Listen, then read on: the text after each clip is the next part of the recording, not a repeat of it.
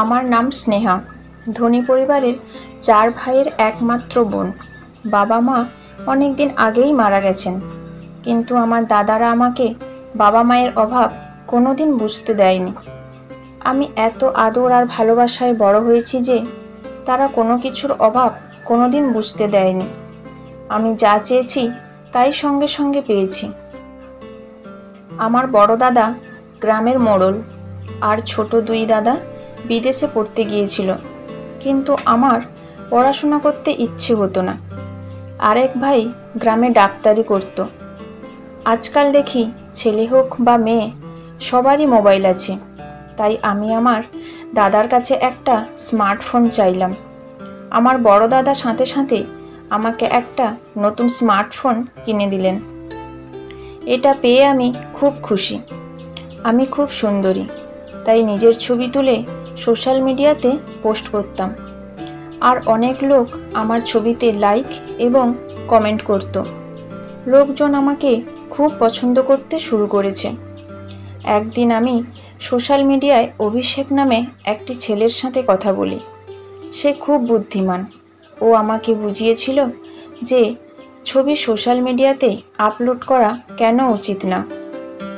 তারপর social media থেকে আমার সব ছবি ডিলিট করে দিয়েছি।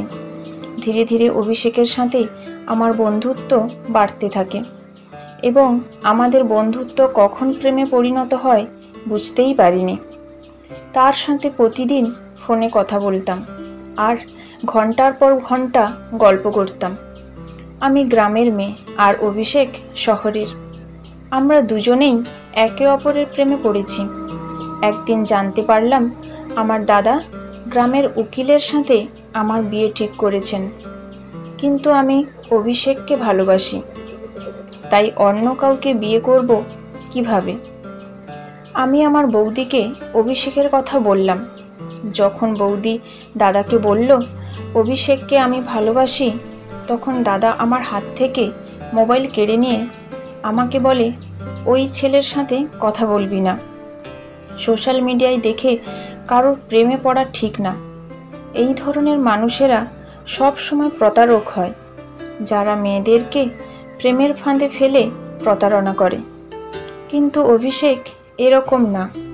আমি দাদাকে বোঝানোর অনেক চেষ্টা করেছি, কিন্তু দাদা আমার কোনো কথা শোনেননি।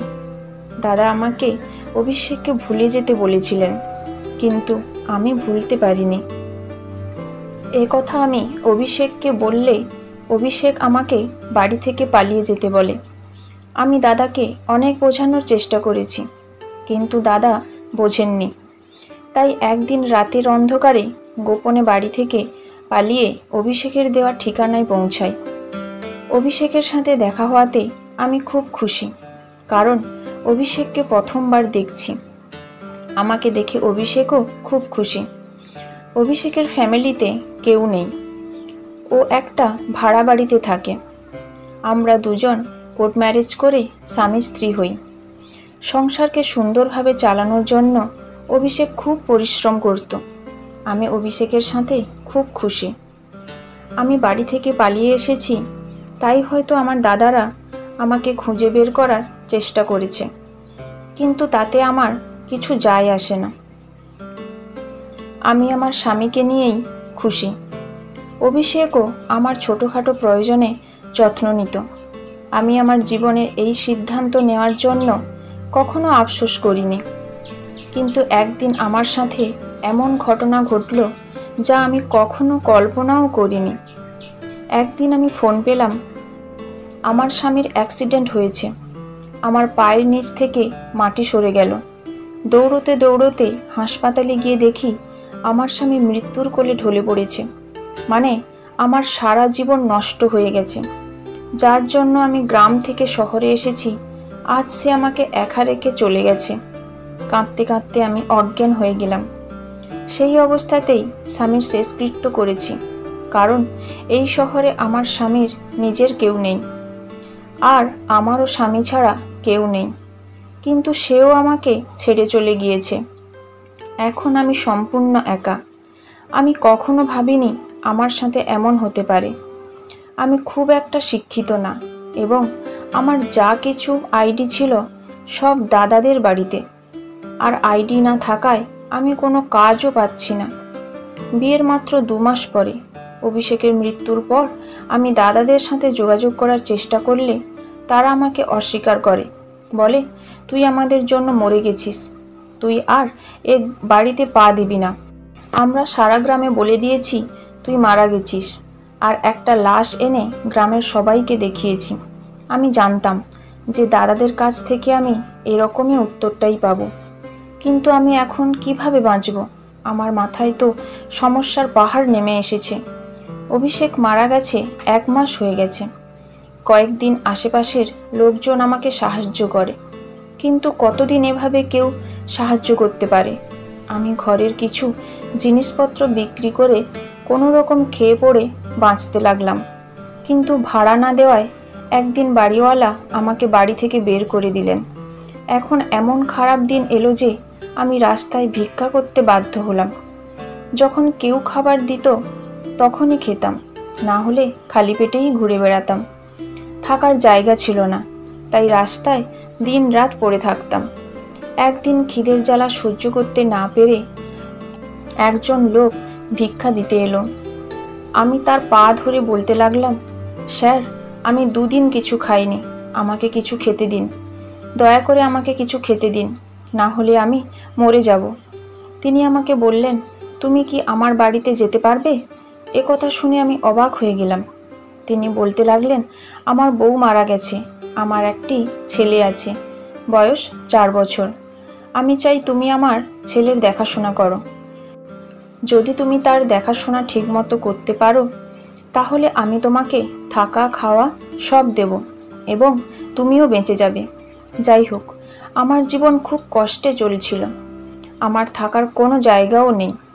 বাড়িওয়ালাও বাড়ি থেকে বের করে দিয়েছেন। এখন কেউ খাবার দিলে খাই, না দিলে না খেয়ে থাকি। তাই আমি সাথে সাথে রাজি হয়ে লোকটির সাথে তার বাড়িতে গেলাম। বাড়িটা অনেক বড় এবং সে খুব ধনী। ওই বাড়িতে উনি ছাড়া একটা ছোট বাচ্চা ছিল যার বয়স 4 বছর। উনি আমাকে খাবার খেতে দিলেন আর বললেন, আরামসে পেট ভরে খাও। প্রথমে তো আমি পেট ভরে খাবার খেলাম। খাবার খাওয়ার পর তিনি আমাকে বললেন, তুমি এই বাড়িতে আরামে থাকতে পারো, এখানে তোমার কোনো সমস্যা হবে না। এই বাড়িতে শুধু আমি আর আমার ছেলেই থাকি। এবার তুমি বলো তুমি কে? আমি বললাম, আমার নাম স্নেহা এবং আমি খুব ধনী পরিবারের মেয়ে ছিলাম। আমি আমার 4 ভাইয়ের একমাত্র বোন। আমি সোশ্যাল মিডিয়ায় একটা ছেলের প্রেমে পড়ে গ্রাম ছেড়ে এখানে আসার পর আমাদের জীবন সুখেই চলছিল। তারপর একদিন আমার স্বামী দুর্ঘটনায় মারা গেল। আমার উপর আকাশ ভেঙে পড়ে এবং আমাকে রাস্তায় ভিক্ষা করতে বাধ্য হতে হয়। 2 দিন কিছুই খেতে পাইনি, তাই আপনার পায়ে পড়ে মিনতি করেছিলাম। আপনি আমাকে সাহায্য না করলে আমি না খেয়েই মারা যেতাম। লোকটি তখন বললেন, তুমি আমার বোনের মতো, তুমি এখানে থাকতে পারো, কিন্তু বিনিময়ে তোমাকে আমার ছেলের দেখাশোনা করতে হবে। আমার বউ মারা গেছে, তাই আমি ছেলের যত্ন নিতে পারছি না। আমার একটা মেয়ের দরকার যে তাকে মায়ের মতো মানুষ করতে পারে। তিনি আমাকে তার ছেলের সাথে পরিচয় করিয়ে দিয়ে বললেন, এটা আমার ছেলে এবং এর নাম আকাশ। এর জন্মের পরপরই এর মা পৃথিবী ছেড়ে চলে গেছে। আমি কোলে নিয়ে তাকে আদর করতে লাগলাম। আমি ভাবতে লাগলাম, আজ যদি আমার ছেলে থাকতো তাহলে সেও এর মতো হতো। আমিও বিয়ের 1 মাস পর গর্ভবতী হয়েছিলাম, কিন্তু আমার মিসক্যারেজ হয়, তাই মা হতে পারিনি। আমি আপনাকে কথা দিচ্ছি যে আমি একে নিজের ছেলের মতো মানুষ করব। আমি আকাশের যত্ন করে খুব আনন্দ পেতাম। আমার একমাত্র দায়িত্ব ছিল আকাশের যত্ন নেওয়া, তাকে সময় মতো খাওয়ানো, সময় মতো ঘুম পাড়ানো, তার জামা কাপড় পাল্টানো ইত্যাদি। বাকি সব কাজ করার জন্য অন্য লোক ছিল। একদিন সকালে ঘুম থেকে উঠে দেখি আকাশ বিছানায় নেই। আমি উঠে বাইরে এসে মালিককে জিজ্ঞেস করলাম, আকাশ কোথায়? সে তার বিছানায় নেই কেন? বাড়ির মালিক বললেন, সন্ধ্যার মধ্যেই ও বাড়ি ফিরে আসবে। আমি তাকে জিজ্ঞেস করলাম, আকাশ কোথায় গেছে? আর সন্ধ্যাবেলা কোথা থেকে ফিরবে। কিন্তু তিনি আমার কথার কোনো উত্তর দিলেন না। তিনি বাড়ির মালিক, তাই আমি তাকে খুব বেশি জোর করতে পারিনি, কারণ সে যদি আমাকে বাড়ি থেকে বের করে দেন তাহলে আমি কোথায় যাব। প্রতিদিন সন্ধ্যায় আকাশ বাড়িতে আসে। রাতে ঘুমানোর পর সকালে ঘুম থেকে উঠে দেখি আকাশ তার বিছানায় নেই, কিন্তু সন্ধ্যায় সে ফিরে আসতো। যখনই আমি মালিককে আকাশের কথা জিজ্ঞেস করতাম তিনি কোনো উত্তর দিতেন না এবং বলতেন, তুমি এইসব বিষয় থেকে দূরে থাকো, তার সম্পর্কে অত কিছু তোমার জানার দরকার নেই, তোমার কাজ কেবল তার যত্ন নেওয়া এবং তাকে ভালো করে লালন পালন করা। তাই তোমাকে যে কাজ দেওয়া হয়েছে তুমি শুধুমাত্র তাই করো। তারপর থেকে মালিককে জিজ্ঞাসা করা বন্ধ করে দিয়েছি। এক রাতে আমি যখন আকাশের সাথে ঘুমোচ্ছিলাম, মাঝরাতে চোখ খুলে দেখলাম যে আকাশ বিছানায় আছে। আমি দেখার জেগে থাকলাম, কিন্তু কখন যে ঘুমিয়ে পড়েছি বুঝতেও পারিনি এবং সকালে প্রতিদিনের মতো আকাশ বিছানায় নেই। বাইরে বেরিয়ে কোথাও ওকে দেখতে না পেয়ে রুমে ফিরে এলাম। এর আগে কখনো ভাবিনি মালিক কী কাজ করেন। আমি শুধু আমার কাজ নিয়েই ব্যস্ত থাকতাম। এই বাড়িতে সব পাচ্ছিলাম, তাই বেশি কিছু ভাবিনি। কিন্তু একদিন কাজের মহিলাকে জিজ্ঞেস করলাম যে মালিক কী কাজ করেন। তখন সেই কাজের মেয়েটি আমাকে বলল যে তিনি একজন পুলিশ ইন্সপেক্টর। অবাক হয়ে আমি ভাবতে লাগলাম, আমি একজন পুলিশ অফিসারের বাড়িতে। একদিন দেখলাম একটি ফাইল মালিকের টেবিলে রাখা। আমি সেটি তুলে নিয়ে ভেতরে রাখতে যাচ্ছিলাম, হঠাৎ করে সেই ফাইলটা আমার হাত থেকে পড়ে। ওর ভেতর থেকে অনেক কাগজ বেরিয়ে পড়ে। আমি সেই কাগজগুলো গোছাতে গেলে সেখানে একটা ফটো দেখি। আমি হতবাক হয়ে গেলাম। আমি অবাক হয়ে ভাবলাম, আমার স্বামীর ছবি এখানে কেন? ভাবলাম, মালিক যদি জানতে পারে আমি এই ছবিটি দেখেছি বা আমি এই ছবির লোকটির স্ত্রী, তাহলে মালিক আমার কী অবস্থা করবে। ভয়ে তাই তাড়াতাড়ি সব কিছু গুছিয়ে ফাইলটি মালিকের ঘরে রেখে ফিরে এলাম। এখন আমার ভয় করতে লাগলো এবং সবচেয়ে বড় ব্যাপার, ভীষণ টেনশনে পড়ে গেলাম। কিন্তু তবুও আমি এখান থেকে যেতে পারিনি, কারণ এই বাড়িটা ছাড়া আমার আর কোনো থাকার জায়গা নেই। এছাড়া আমি আকাশকে নিজের ছেলের মতো ভালোবাসি। তাছাড়া এই ছবির রহস্যটাও জানতে চাই। এই পুলিশ লোকটা কিভাবে ছবিটা পেল? ভাবলাম, আমার দাদারা অভিষেককে খুঁজে বের করার জন্য এই পুলিশ অফিসারের কাছে কেস ফাইল করতে পারে, কিন্তু দাদারা কখনো অভিষেককে দেখেননি। মনের মধ্যে অদ্ভুত অদ্ভুত সব ভাবনা আসছিল, কিন্তু মালিককে জিজ্ঞেস করার সাহস পেলাম না। 4 মাস হয়ে গেল আমি এখানে আছি। বাচ্চাটি আমাকে মা বলে ডাকতে শুরু করেছে, কিন্তু এতে মালিকের কোনো আপত্তি নেই। তারপর মালিক আমাকে একটা মোবাইল দিয়ে বলল, তোমার সাথে কথা বলার দরকার হতে পারে, তাই এটা রাখো। একদিন আমার মোবাইলে একটা ফোন আসে। আমি কাজে ব্যস্ত ছিলাম, তাই কল ধরতে পারিনি। পরে মোবাইলের দিকে তাকাতেই একটা অচেনা নাম্বার ভেসে উঠল। আমি খুব একটা পাত্তা দিলাম না। কিছুক্ষণ পর সেই নাম্বার থেকে একটা মেসেজ এলো। তাতে লেখা ছিল, স্নেহা, তুমি কেমন আছো? খুব অবাক হলাম। ভাবলাম, হয়তো এখানকার কোনো কাজের মেয়ে আমার সাথে মজা করছে, তাই আমি ওই মেসেজের রিপ্লাই দিইনি। এরপর প্রতি রাতে ওই নাম্বার থেকে মেসেজ আসতে থাকে। মেসেজের নানা রকমের কথা, আমার পুরনো জীবন এবং মাঝে মাঝে আমার দাদাদের সম্পর্কে বিভিন্ন কথা। আমার স্বামী একমাত্র ব্যক্তি ছিলেন যিনি আমার সম্পর্কে এইসব কথা জানতেন। আমার সাথে যা ঘটেছে তাতে আমি ভয় পেয়ে গেলাম। জানি না কে সে আর কেন সে আমাকে জ্বালাতন করছে। সে বলতো, তুমি আমাকে তোমার বন্ধু মনে করতে পারো, তোমার কোনো সমস্যা হলে আমাকে মেসেজ করে জানিও, আমি তোমার সব সমস্যার সমাধান করে দেব। কিন্তু আমি ভয় পেয়ে নাম্বারটি ব্লক করে দিলাম। তারপর সে আমাকে নতুন নতুন নাম্বার দিয়ে মেসেজ করতে শুরু করে। আমি যত নাম্বার ব্লক করি সে তত নতুন নাম্বার দিয়ে আমার সাথে কথা বলার চেষ্টা করত। সে এমন এমন কথা বলতো যে আমি টেনশনে পড়ে যেতাম। যাই হোক, ধীরে ধীরে আমি তাকে বিশ্বাস করতে শুরু করি এবং তার সাথে কথা বলতে শুরু করি। আমার যে কোনো সমস্যা তার সাথে শেয়ার করি। সে আমার পুরনো জীবনের কথা বলে, আমার সাথে মজা করে। যখন আমি তাকে জিজ্ঞাসা করতাম সে আমার সম্পর্কে এসব কথা কিভাবে জানল, সে আমার প্রশ্নে কোনো উত্তর দিত না, কিন্তু নিজের সম্পর্কে বলতো যে তিনি অবিবাহিত এবং এই পৃথিবীতে তার কেউ নেই। আমারও এই পৃথিবীতে কেউ ছিল না, তাই আমাদের ভালো বন্ধুত্ব হয়ে গেল। আমি চেষ্টা করতাম কারোর সামনে তার সাথে কথা না বলতে। সেজন্য আমি তাকে বলেও ছিলাম যে আমি কারোর সামনে তার সাথে কথা বলতে পারবো না। সে বলল ঠিক আছে, রাতে সবাই যখন ঘুমাবে তখনই কথা বলবো। এখন আমরা গভীর রাত পর্যন্ত গল্প করতাম। গভীর রাত পর্যন্ত গল্প করার কারণে ঘুম ভাঙতে দেরি হতো। সকালে ঘুম থেকে উঠে আকাশকে দেখতে পেতাম না। আমি তার সাথে এ বাড়ির বিষয়ে কোনো কথা বলতাম না, কারণ আমি এই বাড়ির নুন খাচ্ছিলাম, আর সে কে তাকে আমি চিনতাম না। সে আমাকে নিজের সম্পর্কে যা বলছিল তা সত্যি কিনা জানি না।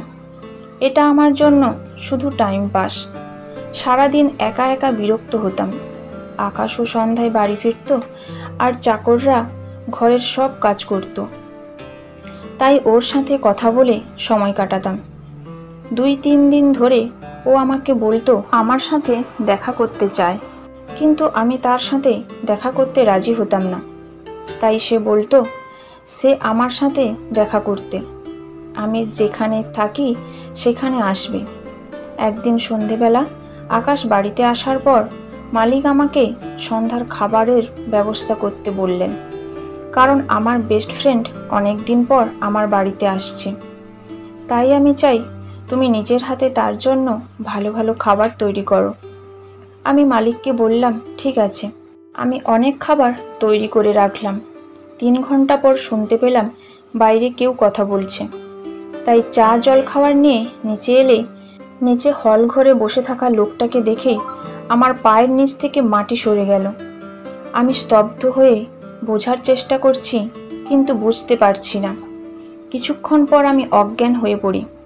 যখন জ্ঞান ফিরল তখন আমি আমার বিছানায় শুয়ে, মালিক এবং সেই লোকটি আমার বিছানার কাছে দাঁড়িয়ে।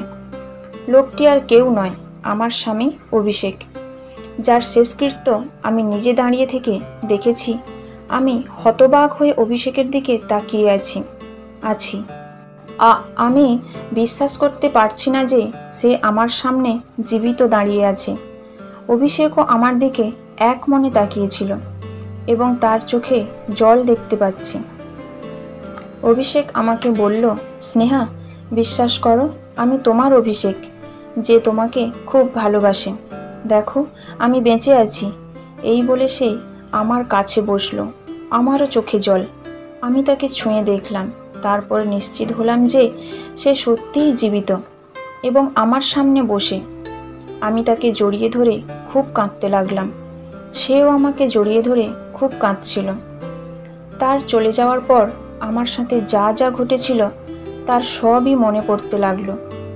আমি অভিষেককে জিজ্ঞেস করলাম, তুমি যদি বেঁচেই ছিলে তাহলে কে সে ব্যক্তি যার শেষকৃত্য আমার চোখের সামনে হয়েছিল এবং যার মৃতদেহ আমি দেখেছি, সে কে? আমি অভিষেককে আরও বললাম, তুমি জানো যে তুমি ছাড়া এই পৃথিবীতে আমার কেউ নেই? তাহলে এতদিন আমার থেকে দূরে ছিলে কেন? আমি বলছিলাম আর কাঁদছিলাম।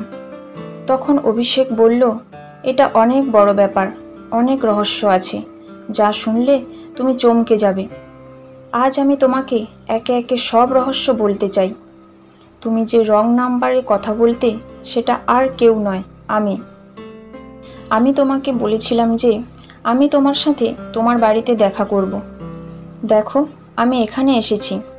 তখন আমার খেয়াল হলো যে ছেলেটা আমার সাথে কথা বলতো সে আমার সম্পর্কে এসব কথা জানতো কিভাবে, যা আমি আর আমার স্বামী ছাড়া কেউ জানতো না। কিন্তু অভিষেক যে বেঁচে থাকতে পারে সেটা কখনোই ভাবিনি। অভিষেককে বললাম, তুমি বেঁচে থাকলে এতদিন কোথায় ছিলে? আমি সব কিছু জানতে চাই। অভিষেক বলল, আমি তোমাকে সব কথা বলবো। তুমি যখন বাড়ি ছেড়ে এখানে এলে আর আমাদের বিয়ে হলো, কয়েকদিন পর তোমার দাদারাও এখানে এসে আমাদের সম্পর্কে সব তথ্য নিয়ে যায়। যদিও তারা গ্রামের সকলের কাছে বলেছিল যে তুমি অ্যাক্সিডেন্টে মারা গেছো। এমনকি তারা একটা লাশ নিয়ে সকলের কাছে প্রমাণ করে যে তুমি সত্যিই মারা গেছো। কারণ গ্রামবাসীরা যদি জানতো যে মোড়লের বোন বাড়ি থেকে পালিয়ে গেছে, তাহলে তাদের নাক কাটা যেত। আর অপমানের ভয়ে তোমার দাদারা গ্রামে মিথ্যাচার করে প্রমাণ করেছে যে তুমি মারা গেছো। কিন্তু তারা আমাকে শত্রু করে নেয়, যেহেতু তাদের বোনকে আমি বিয়ে করেছি। তোমার দাদারা আমাকে সর্বত্র খুঁজছে। একদিন তোমার দাদারা আমার মোবাইল নম্বর জানতে পেরে আমাকে ফোন করে, হুমকি দেয় এবং বলে যে আমার সাথে সাথে তারা তোমাকেও মেরে ফেলবে। একদিন রাস্তা পার হওয়ার সময় একটা গাড়ি জোরে ছুটে আসছিল। আমি তো লাফিয়ে পড়ে কোনো রকমে প্রাণে বাঁচলাম, কিন্তু অন্য এক পথচারীর দুর্ঘটনায় পড়ে প্রাণ হারালো। তারপর আমি ওখান থেকে পালিয়ে আসি। তোমার ভাই ইচ্ছা করে আমাকে মারতে চেয়েছিল। তারপরেও তোমার দাদারা ফোন করে বলেছিল, এইবার তুমি বেঁচে গেছো, তাই ভেবো না যে তুমি প্রতিবার বেঁচে যাবে। তোমাকে না মারা পর্যন্ত আমরা থামবো না। তোমার বাড়ির লোকেরা আমার জীবনের শত্রু হয়ে উঠেছে। আমার সাথে আরও অনেক ঘটনা ঘটেছে। প্রথমে আমি জানতাম না এগুলো তোমার দাদারা করছে, কিন্তু যখন থেকে হুমকি ফোনে আসা শুরু হলো, তখন বুঝলাম যে তোমার দাদারা আমার সাথে এসব করছে। আর যার বাড়িতে তুমি আছো সে আমার ছোটবেলার বন্ধু এবং একজন পুলিশ অফিসার। আমি তার কাছে সাহায্য চাই এবং সে আমাকে সাহায্য করতে রাজি হয়। 1 মাস ধরে আমি জীবন বাঁচানোর জন্য বিভিন্ন জায়গায় দৌড়তে থাকি। এরপরে তোমার জন্য চিন্তা শুরু করে। জানতাম যে আমার বন্ধু তার বাড়িতে একা থাকে, তাই আমি তাকে বলেছিলাম যে তোমাকে কোনোভাবে তার বাড়িতে নিয়ে আসতে এবং ওকে তোমার বাড়িতে থাকতে দিতে, যাতে তুমি বিপদে না পড়ো। আমার এই বন্ধুটি যদি তোমাকে বলতো যে তুমি আমার বাড়িতে এসো, তুমি এত সহজে তার বাড়িতে যেতে রাজি হবে না।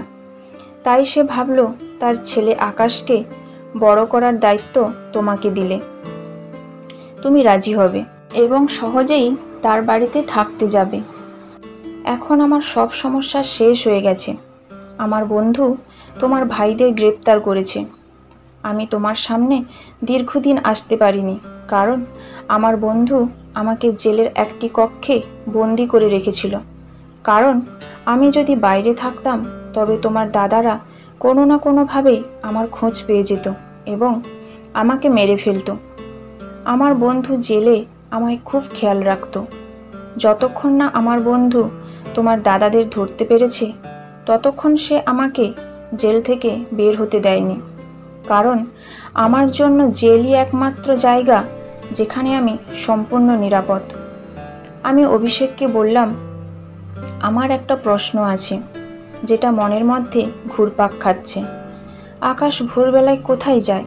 তখন অভিষেকের বন্ধু বলতে লাগলো, আমার স্ত্রী নেই এবং আমার ছেলের একজন মা দরকার। তোমার আসার 1 সপ্তাহ আগেই আমার স্ত্রী মারা গিয়েছিল। আকাশ খুব কান্নাকাটি করত, তাই আমি তোমাকে এখানে নিয়ে আসি। আমি টেনশনে ছিলাম যে আমার ছেলে তোমাকে তার মা মনে করবে কিনা, কিন্তু তুমি তার মায়ের জায়গা খুব সহজেই নিয়ে নিয়েছো। আর আমার ছেলে সকালে বোর্ডিং স্কুলে যায় এবং সন্ধ্যায় ফিরে আসে। আমার স্ত্রী অসুস্থ ছিল, সেজন্য আমি ওকে বোর্ডিং স্কুলে দিয়েছিলাম। তার মনোযোগ অন্যদিকে সরিয়ে দিতে এবং রাতে তাকে বাড়িতে নিয়ে আসতাম। তুমি আমার ছেলের খুব যত্ন নিতে। আমি তোমার কাছে ঋণী। অভিষেক তার বন্ধুকে বলল, তুমিও আমাদের অনেক সাপোর্ট করেছো। তোমার কারণেই আজ আমরা স্বামী স্ত্রী একে অপরের সাথে দেখা করতে পেরেছি। এখন আমরা দুজনেই আমাদের জীবনের খুব খুশি। আমার স্বামী চাকরি পেয়েছে এবং আমরা একই বাড়িতে থাকি। আবার অভিষেককে কাছে পেয়ে আমি খুব খুশি। আমার জীবনের সমস্ত সমস্যা কেটে গিয়েছে।